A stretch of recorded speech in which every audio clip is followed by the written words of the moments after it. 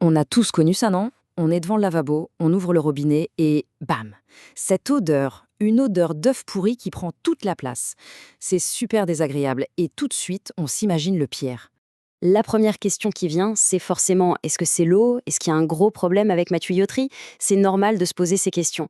Mais, et c'est la bonne nouvelle, la réponse est presque toujours beaucoup, beaucoup plus simple et bien moins angoissante. Alors, on va mener l'enquête ensemble. Parce que la solution à ce petit mystère, elle est souvent cachée, juste là, sous notre nez. Le réflexe de tout le monde, c'est de pointer du doigt l'eau. Logique, après tout. Mais en réalité, l'eau, elle, est totalement innocente dans la plupart des cas. Non, le vrai coupable, c'est le lavabo. Ok, donc, si ce n'est pas l'eau, c'est quoi? Eh bien, le coupable, c'est une petite partie du lavabo qu'on oublie tout le temps, qu'on ne regarde presque jamais, ce qu'on appelle le trop-plein.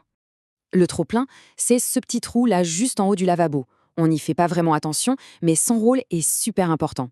C'est une sécurité pour empêcher que l'eau ne déborde partout, si on oublie de fermer le robinet par exemple. Et c'est justement là que le bat blesse.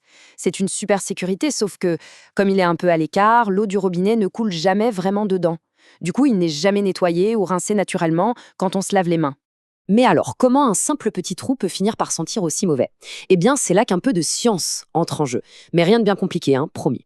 Imaginez ce qui se passe à l'intérieur de ce petit tunnel.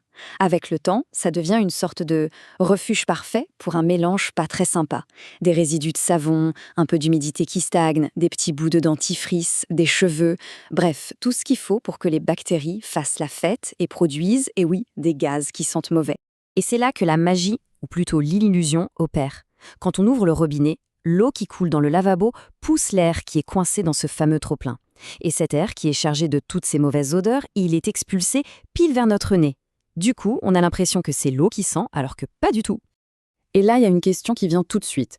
Mais pourquoi ça ne sent que dans la salle de bain et pas dans la cuisine? C'est une super question. Parce que si c'était vraiment l'eau, eh bien tous les robinets de la maison sentiraient la même chose, non?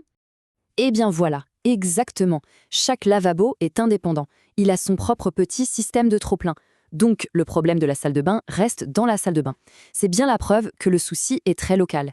Et qui dit problème local dit solution facile. Allez, assez parlé du pourquoi du comment. On passe à la solution. Et la meilleure nouvelle de la journée, c'est que c'est hyper simple. Pas besoin d'outils, pas besoin d'appeler un pro. Alors, c'est tout simple. Première étape, on prépare un petit mélange d'eau chaude avec un tout petit peu d'eau de javel. Ensuite, on verse ça très doucement, directement dans le trou du trop-plein. Et puis, on laisse agir. C'est tout. La solution va descendre, nettoyer le canal et dire au revoir aux bactéries. Vraiment, c'est aussi simple que ça. Au fond, cette petite histoire de lavabo, elle nous apprend quelque chose de plus grand. Ça nous invite à voir les petits problèmes du quotidien d'un autre œil. Ce qu'il faut retenir, c'est ça. Une odeur qui fait un peu peur, ça ne veut pas dire que le problème est forcément compliqué. Bien souvent, la solution est simple, il faut juste savoir où chercher. Donc voilà, dans la grande majorité des cas, ce petit entretien va régler le problème une bonne fois pour toutes.